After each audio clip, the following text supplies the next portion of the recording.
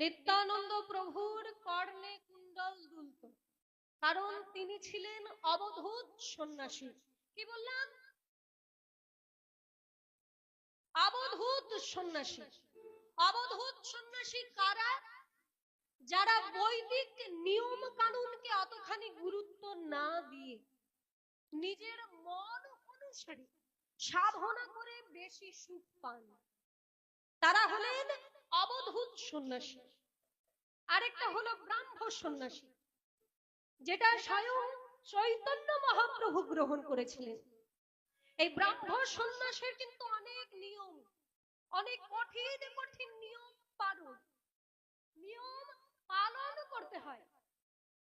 যেমন অবধূত সন্ন্যাসী ছিলেন নিত্যানন্দ প্রভু, তিনি যার তার সাথে কথা বলতেন, মিশতে পারতেন, যার খুশি তার বাড়িতে সেবা গ্রহণ করতে পারতেন। কিন্তু আমার মহাপ্রভু তিনি ছিলেন ব্রাহ্ম সন্ন্যাসী। এই ব্রাহ্ম সন্ন্যাসের অনেক কঠিন কঠিন নিয়ম বাবা, যার তার বাড়িতে যেতে পারবেন না, যার তার বাড়িতে সেবা গ্রহণ করতে পারবেন না। খুব কঠিন কঠিন নিয়ম আছে ব্রাহ্ম সন্ন্যাসী। যেমন চৈতন্য মহাপ্রভু, তাকে কিন্তু মাটিতে শুতে হতো, কোনো বিছানায় শোয়া চলবে না। আবার হাঁটুর ওপর এক খণ্ড কাপড়। তাই ব্রাহ্ম সন্ন্যাসের অনেক কঠিন কঠিন নিয়ম আছে। কিন্তু অবধূত সন্ন্যাসী নিত্যানন্দ, তিনি মন অনুসারী সাধনা করে বেশি আনন্দ পান। সেই অবধূত সন্ন্যাসের প্রতীক স্বরূপ তার কর্ণে কুণ্ডল দুলত। নিত্যানন্দ মহং বন্দে কর্ণে লম্বিত কুণ্ডলম চৈতন্য অগ্রজ রূপেণ। এইবার কি বলা হচ্ছে দেখুন, বলছেন চৈতন্য অগ্রজ রূপেণ, মানে চৈতন্যের অগ্রজ রূপে, যিনি চৈতন্য মহাপ্রভুর আগে জন্মগ্রহণ করেছিলেন। চৈতন্য অগ্রজ রূপেণ পবিত্রকৃত ভূতলম। সেই নিত্যানন্দ প্রভু তিনি পবিত্র করে দিলেন এই ত্রিভুবনকে। মহাপ্রভু বলছেন, বাবা আমারও দ্বিতীয় নাই, নিত্যানন্দ বই।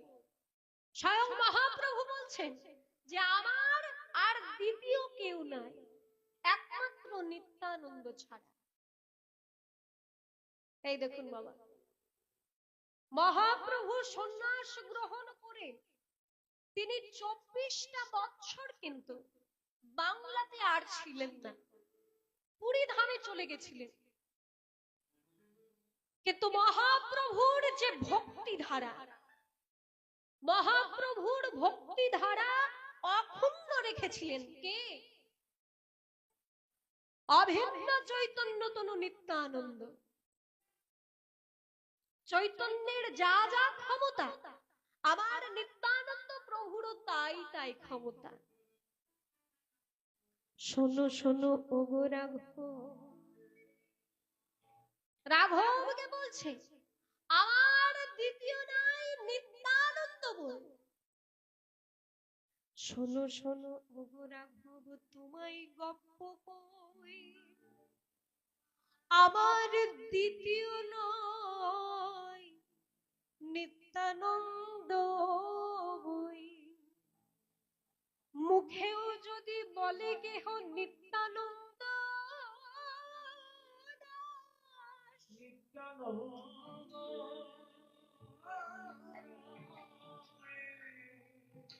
অবশ্য জানিবে গোরার স্বরূপ প্রকাশ।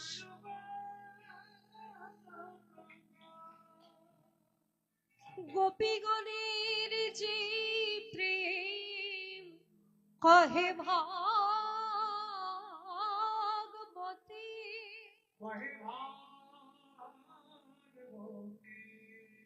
আমার একলা নিত্যানন্দ হইতে কাইবে জগতে।